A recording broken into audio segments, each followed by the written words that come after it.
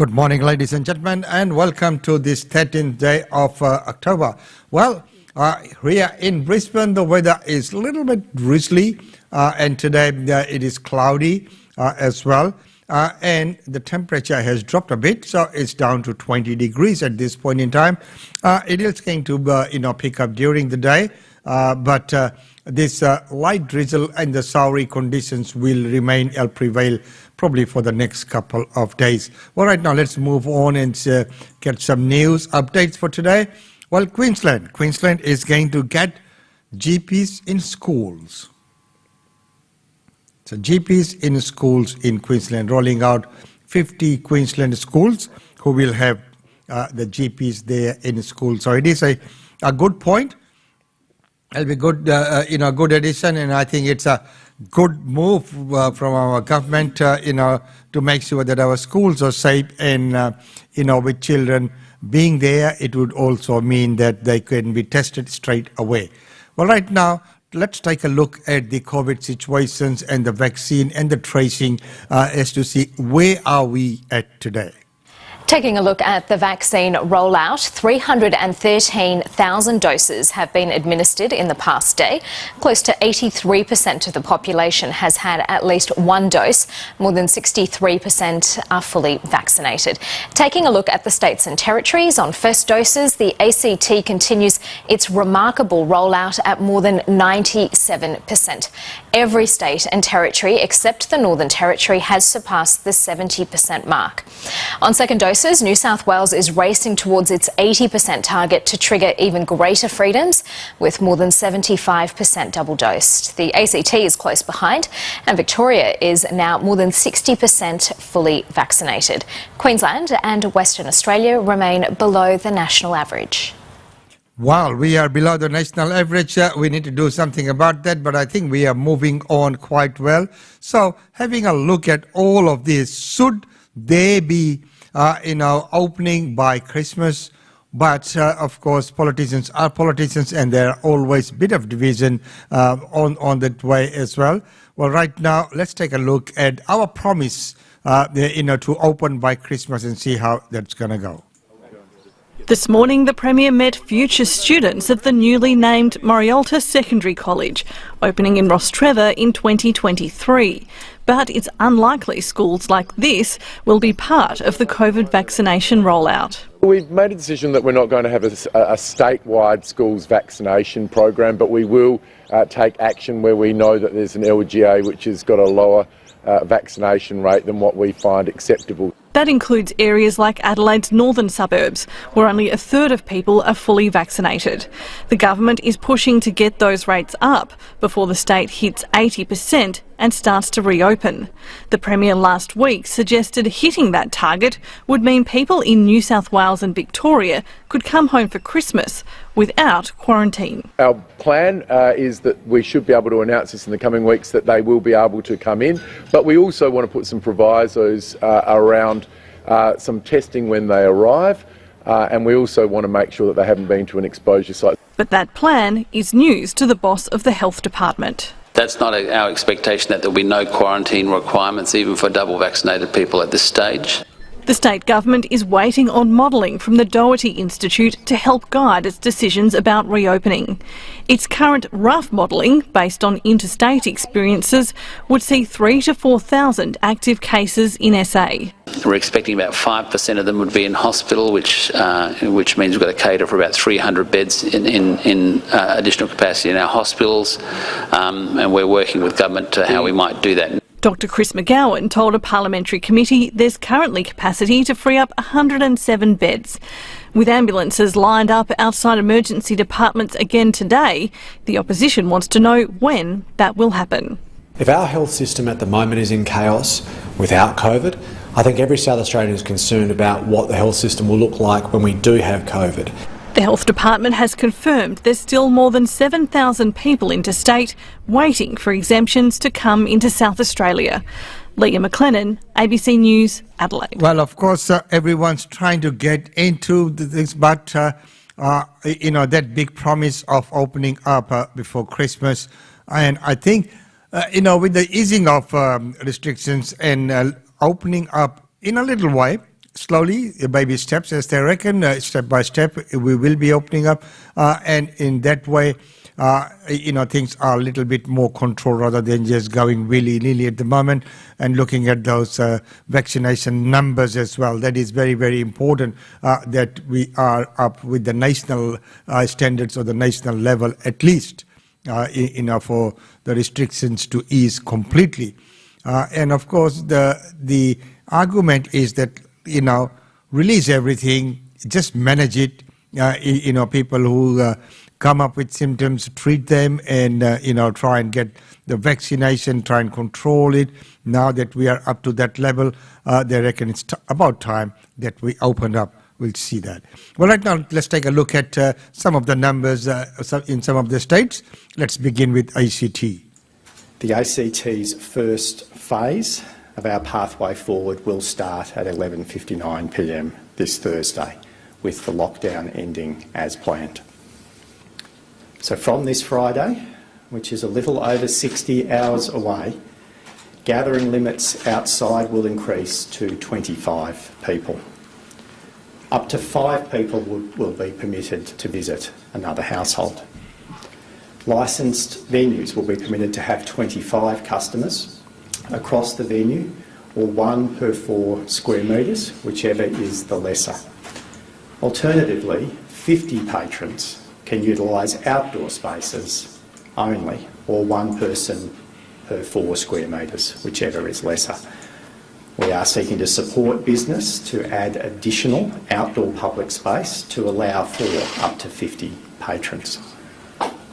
ACT hairdressers and personal care services can reopen with up to 5 clients at one time.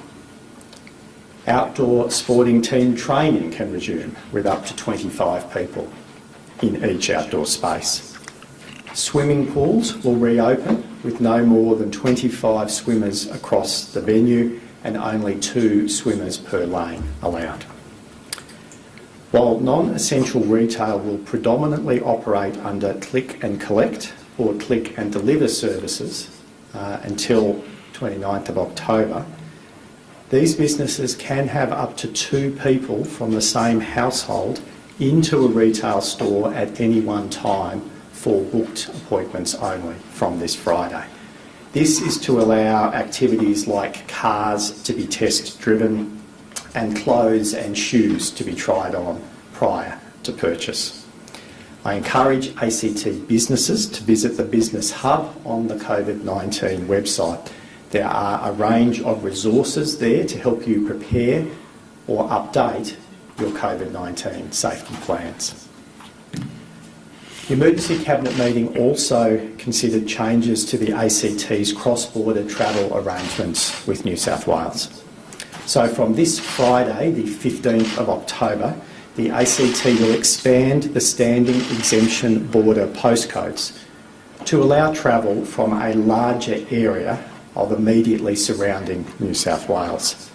The expanded postcodes will now cover towns such as Braidwood, Goulburn, Cooma, and up towards the Snowy region, as well as Gundagai.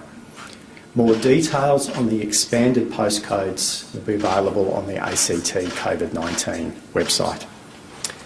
New South Wales residents in these regions, as well as the border postcodes that are already covered by the existing standing exemption, will be permitted to travel to and from the ACT, to undertake work or study, to access schools or essential shopping and healthcare without needing to apply for an exemption.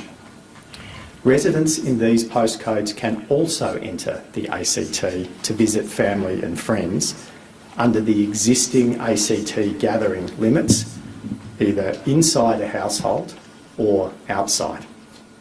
And we understand that the New South Wales Chief Health Officer has provided a new notice that will result in stay-at-home orders no longer applying to New South Wales residents in these postcodes when they return home. So that's the update there from ACT. As we can see that the roadmap is there and the plan is being implemented. So Thursday and Friday are the big days for there. What about Western Australia? Let's take a look at what's happening there. Rolling off a swing, to a COVID jab. Mandating people to get vaccinated obviously has a degree of controversy attached to it, but it's the right thing to do. WA's FIFO industry has to get vaccinated, and a new Perth airport hub has opened as the first jab deadline approaches in December. Up to 2,000 people can be vaccinated at the clinic every week, and Rio Tinto says so far uptake has been very strong. The clinic appeared popular with nearby residents.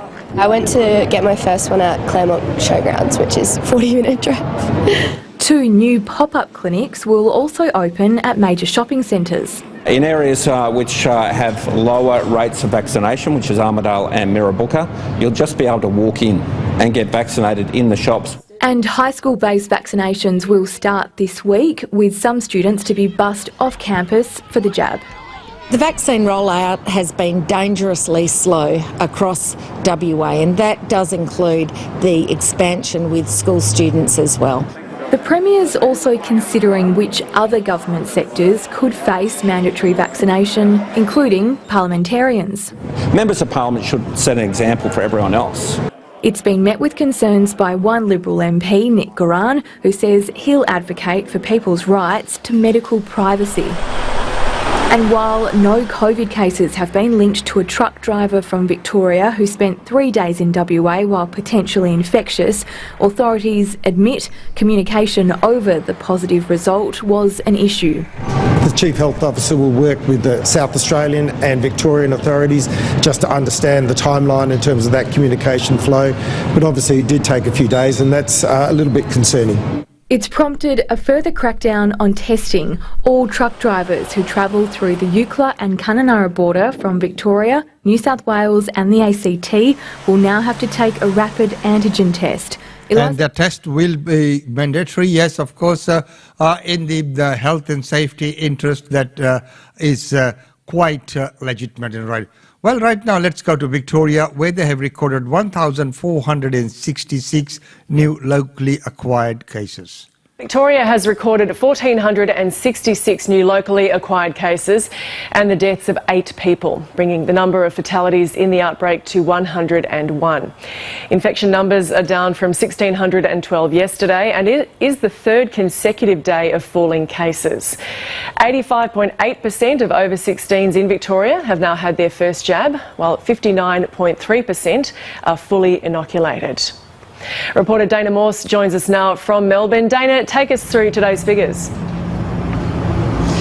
Good afternoon, Gemma. Well, the figures today, we have 34% of cases in the north of Melbourne. There are 24% of today's cases are from the southeastern suburbs, mostly in the City of Casey region, and that is the state's growing cluster at the moment, and 26% of cases are in the western suburbs of Melbourne. What those numbers mean is that for the first time in a very long time, the 7-day case average is falling, and in fact the 7-day vaccination average is at its highest that it's ever been.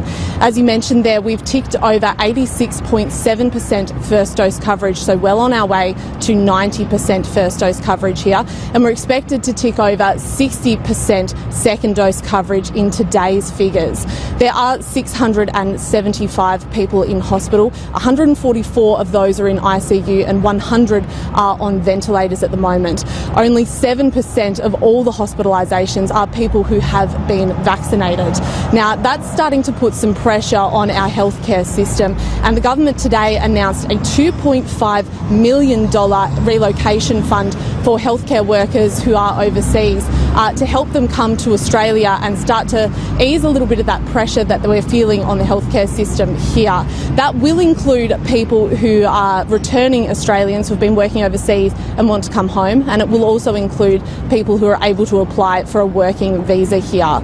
The government. So there you go, the update there from Victoria. Well, staying in Victoria, as we know, that inquiry that's being looming, and Premier Daniel Andrews faces the media on those questions, and he maintains that he's always acted in accordance with the laws and rules of the party.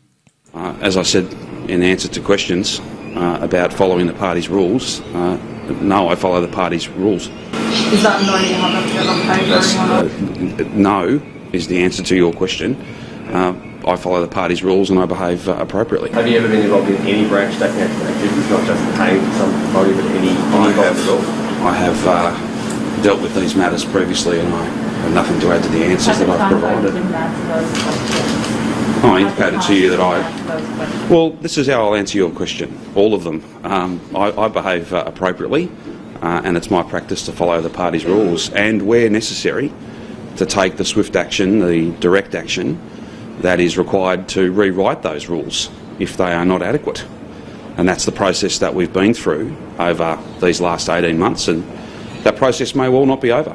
What do you expect Victorians to think of when they hear that taxpayer-funded staff are doing party political work with branch stacking? What do you expect their reaction to be? Well, Rich, all I can do is speak to the focus of the government, and that is dealing with the global pandemic, a state of emergency, getting people vaccinated, getting our community open, our economy open, getting through this 1 in 100 year event. I wouldn't want anyone to think that me or any member of my team is focused on anything other than them, their freedom, their health, their safety. That's what we are focused on, and we are so close to some very important milestones that will see us normalise this and move past it. So I wouldn't want anyone to think that my focus was anywhere other than on the people of Victoria, their safety, their health, their well-being, their jobs, their freedom. That's what we are focused on. So Victorian voters are entitled, Victorian taxpayers, I guess, entitled to an apology if taxpayer-funded staff are rorting the system. Well, let's, again, as I said in my opening remarks, I'm not here to run a commentary on what's going on in that very live process, or kind of de facto speaking about subject matter that may well be very much part of the work that the Commission is doing.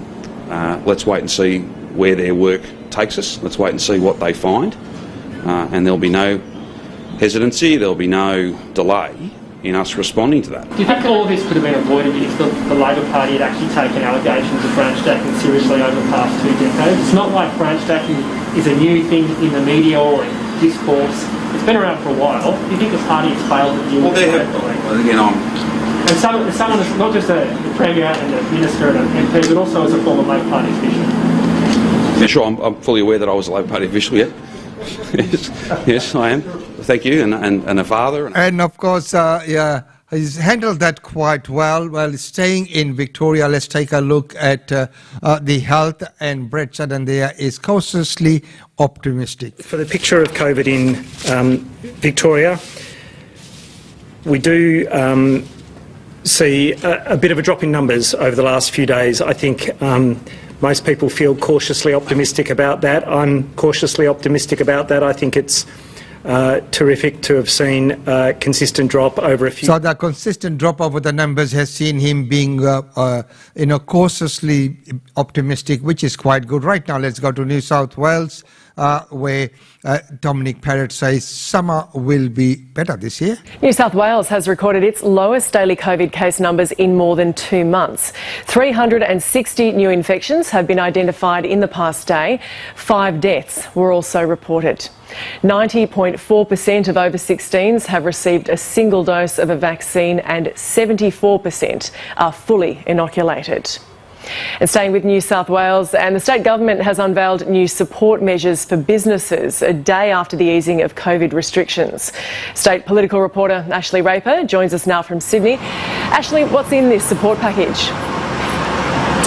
Gemma, the Premier Dominic Perrott says this package is about bringing confidence back to businesses as the state emerge from lockdown and after what's been some very uncertain times here in New South Wales. And while the Premier says we perhaps won't go into big, wide lockdowns again here in New South Wales, he does concede that some areas may be subject to snap lockdowns, or that some businesses will be subject to shutdowns as we move forward. So with that in mind, the Premier has today announced that for businesses who are caught up in lockdown, that the government will compensate them for any perishable stocks that may not be used in that period of up to $20,000. And that's really targeted at pubs, at restaurants, at cafes. And the message from the Premier is, don't worry, buy your stock, buy your food in, and there is a safety net for you if we go into a snap lockdown here in New South Wales. Now, also another thing that was announced today was an extension of a rebate program that's been running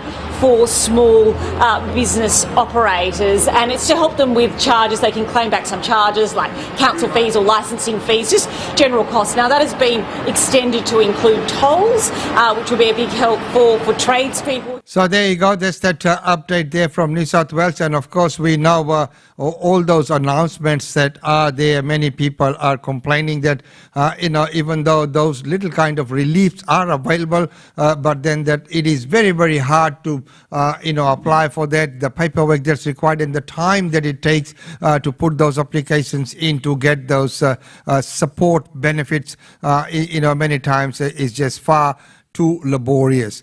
Well, right now we'll go to the Daily India Report, but before that, a reminder that at 10 a.m. right here on this channel, we'll have Usa Chandra here with the weekly real estate update, which goes to air every Wednesday on Australian Indian Radio, Facebook and YouTube channel at 10 a.m. A special repeat broadcast in Subha Ka Safar every Friday on Australian Indian Radio. So that's the audio version which goes on Australian Indian Radio itself. Well, right now, as I mentioned before, it's time now to go to the Daily India Report, and with that we'd like to welcome Ankita. And of course, remember that the Daily India Report is brought to you by PIO TV exclusively for Australian Indian Radio. So here's today's segment. Welcome to the Daily India Report that brings you glimpses of the changing India and the growing engagement of the Indian diaspora with India.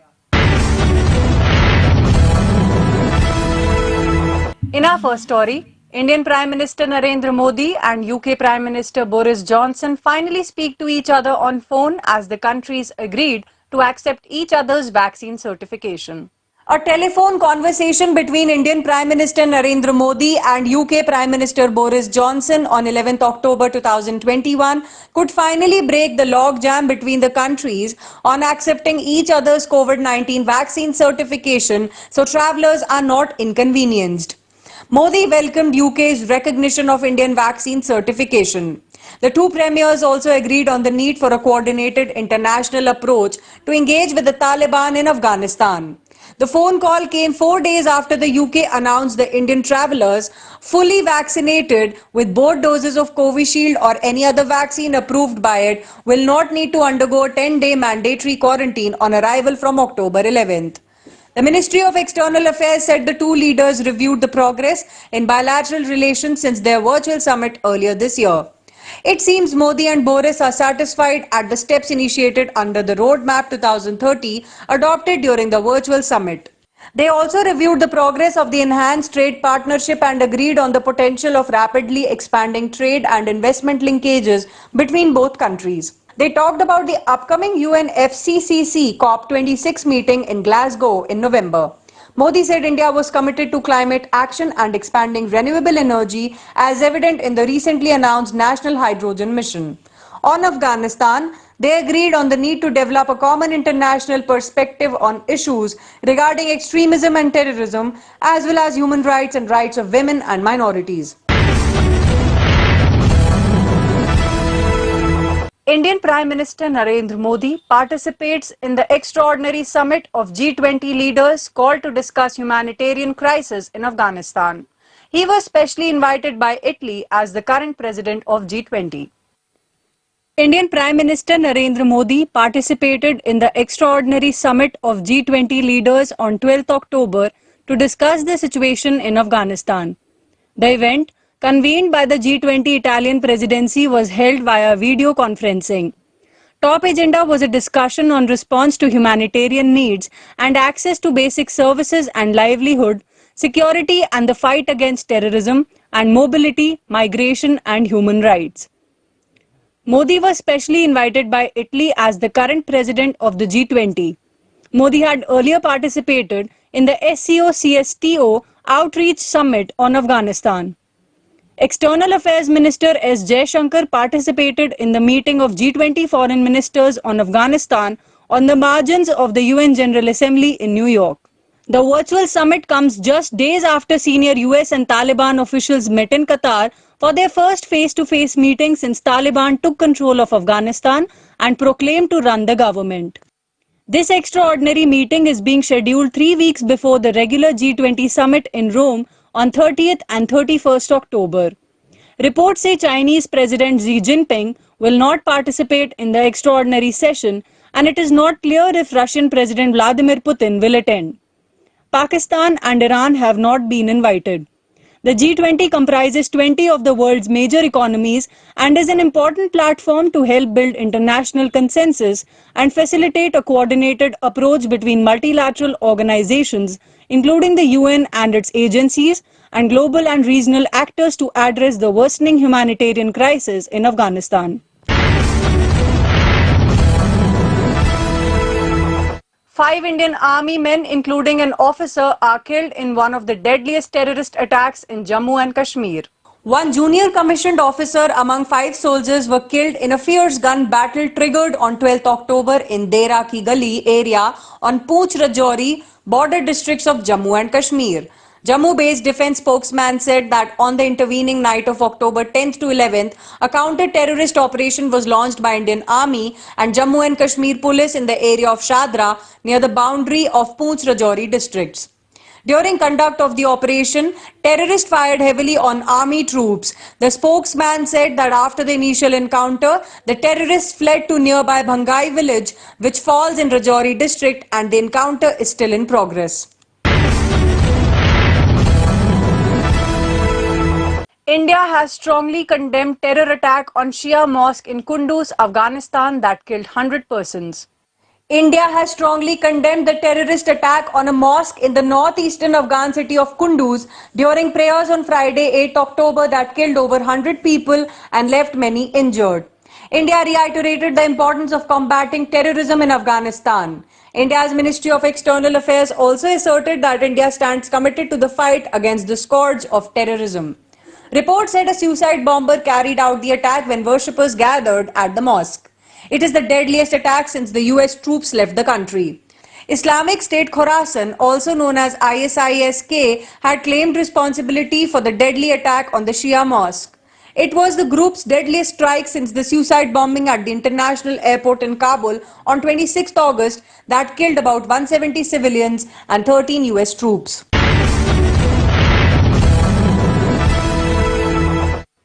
After a sensation drug haul worth $2.6 billion at its Gujarat port, Adani ports have refused to accept containerized cargo originating from Iran, Afghanistan and Pakistan.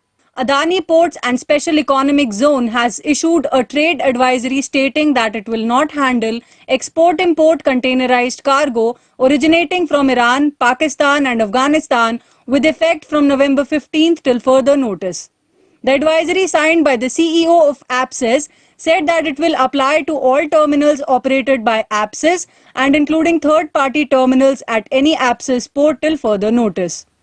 National Investigation Agency had last week taken over the probe of the case relating to the seizure of 2,988.21 kg of narcotic substance at Mundra Port, Gujarat on September 13th. The value of the haul is estimated at 20,000 crores or $2.6 billion. The consignment was disguised as semi-processed talc stones originating from Afghanistan which had arrived from Bandar Abbas port, Iran. Adani Group had earlier said in a statement that the law empowers the Customs Department and the DRI to open, examine and seize the unlawful cargo and that no port operator across the country can examine a container with their role being limited to running a port.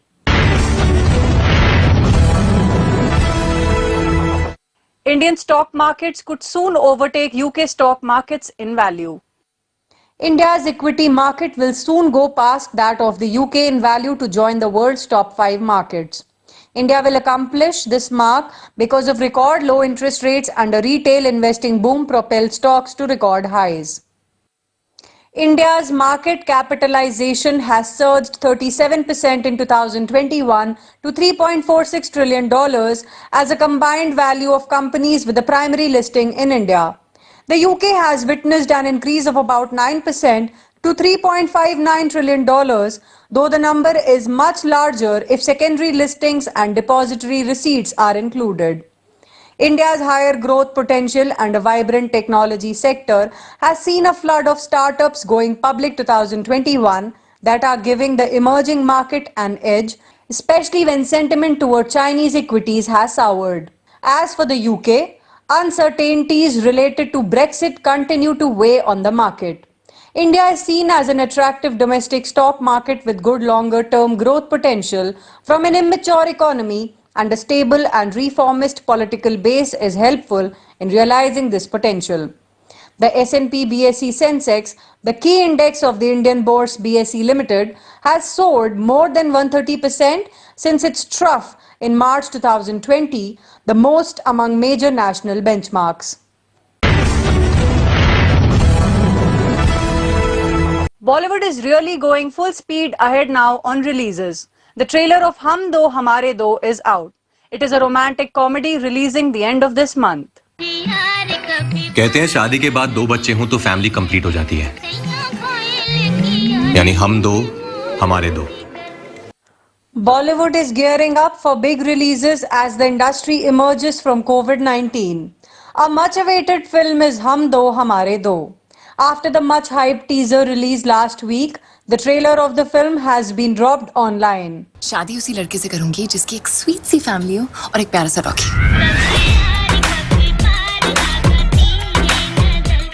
The film has a big cast with Rajkumar Rao, Kriti Sanon, Paresh Rawal and Ratna Pathak Shah in lead roles. मुझे family complete करने के लिए बच्चे नहीं,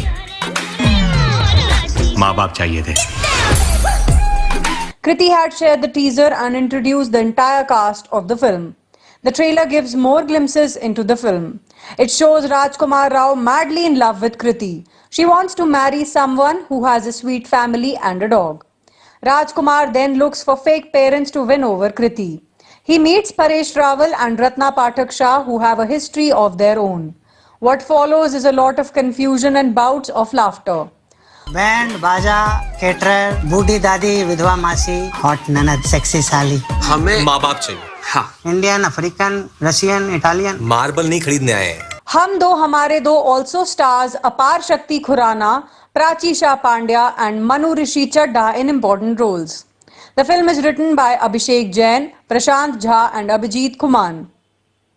It is directed by Abhishek Jain. It will premiere on Disney Plus Hotstar on October 29th.